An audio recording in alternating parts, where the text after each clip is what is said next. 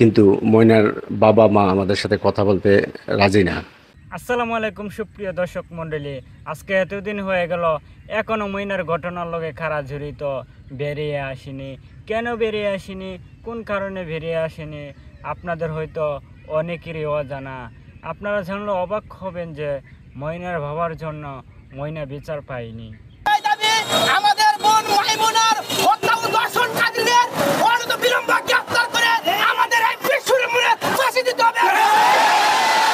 আমরা আমাদের দাবি একটাই, আজকে এই বৃষ্টির দিনে যারা এখানে উপস্থিত হয়েছে আমাদের দাবি একটাই, আমাদের বোন ময়নার হত্যার সাথে যারা জড়িত তাদের প্রকাশ্যে ফাঁসি দেওয়া হোক।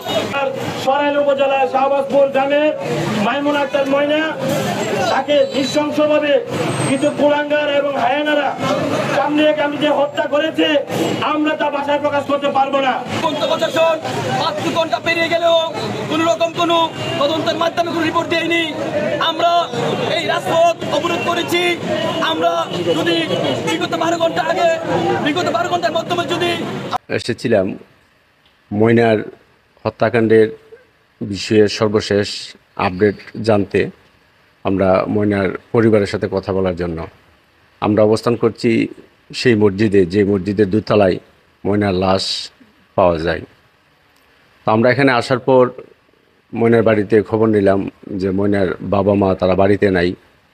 আমরা অপেক্ষা করছি প্রায় 2 ঘন্টা। পরে ময়নার বাবা মা তারা একটা গাড়ি নিয়ে বাড়িতে ঢুকে।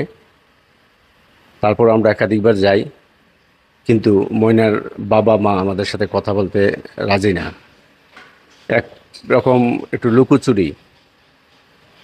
ময়নার বাবা ঘরে থাকলেও বারবার লোক দিয়ে বলাচ্ছে যে উনি ঘরে নাই।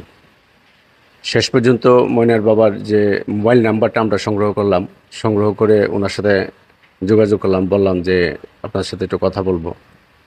তো উনি বলতেছে যে আমার সাথে এখন কথা হবে না, আমি অনেক দূরে আছি, আমি একটা জরুরি কাজে আছি।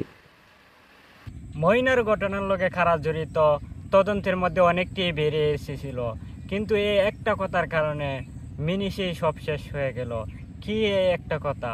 মইনার বাবা বলেছিল তার ভাইও নাকি সন্দেহের বাড়ে না, এবং কি তার স্ত্রীও নাকি সন্দেহের বাড়ে না। যেই সাংবাদিকদের জন্য প্রচার পেল মইনার ঘটনা, সেই সাংবাদিকদের লগে কথা বলতে চাচ্ছে না মইনার বাবা। মইনার বাবা এখন মইনার বিচার পাওয়ার জন্য নয়, মইনার মাকে বাঁচানোর জন্য লুকোচুরি করতেছে। তাহলে কি আমরা ধরে নিব মইনার বাবার জন্য মইনা বিচার পায়নি? তো আজকের মতো এখানেই। ভিডিওটা কেমন হয়েছে অবশ্যই কমেন্টে জানিয়ে দিবেন আপনার মতামত। ভিডিওটা ভালো লাগলে চ্যানেলটা সাবস্ক্রাইব করে দিবেন।